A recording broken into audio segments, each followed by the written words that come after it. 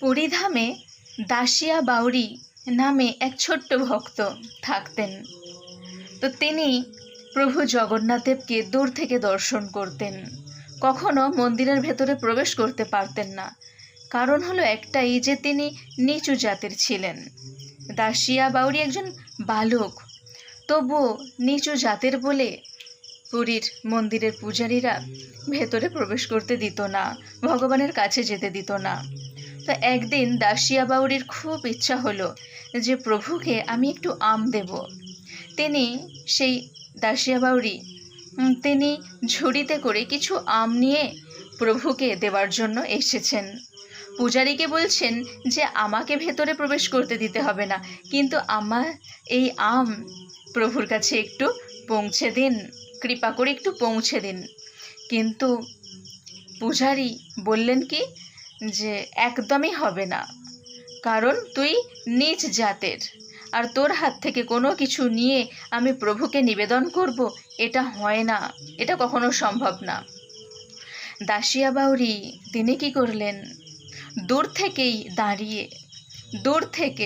দাঁড়িয়ে তিনি তখন বললেন যে ঠিক আছে, আমি যেতে পারছি না তো কি হয়েছে, আমি দূর থেকেই প্রভুকে দেব। হে প্রভু, আমি আম দিচ্ছি, তুমি ধরে নাও, তুমি আমগুলো নাও। বলে দাসিয়া বাউরি বালক তো এক একটা আম নিয়ে প্রভুর দিকে ছুঁড়তে লাগলেন। আর সেই আমগুলো মাটিতেও পড়ছে না, আর কোথাও গিয়ে পড়ছে না, কোথাও দেখা যাচ্ছে না, আমগুলো কোথাও দেখতে পাওয়া যাচ্ছে না। তো পূজারী যখন প্রভুর ফুল সরাতে গেলেন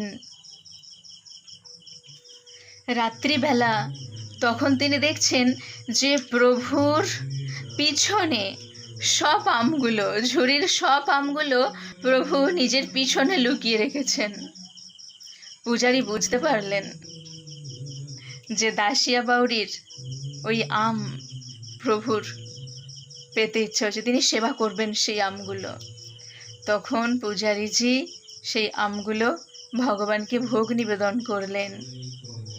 তারপর থেকে দাসিয়া বাউরিকে মন্দিরের মধ্যে প্রবেশ করতে দেওয়া হতো।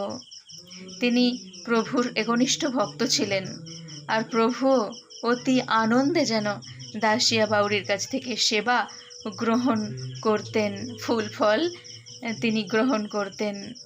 এইভাবে প্রভু জগন্নাথ দেব তিনি জাতপাত নির্বিশেষে সবাইকে কৃপা করেছেন।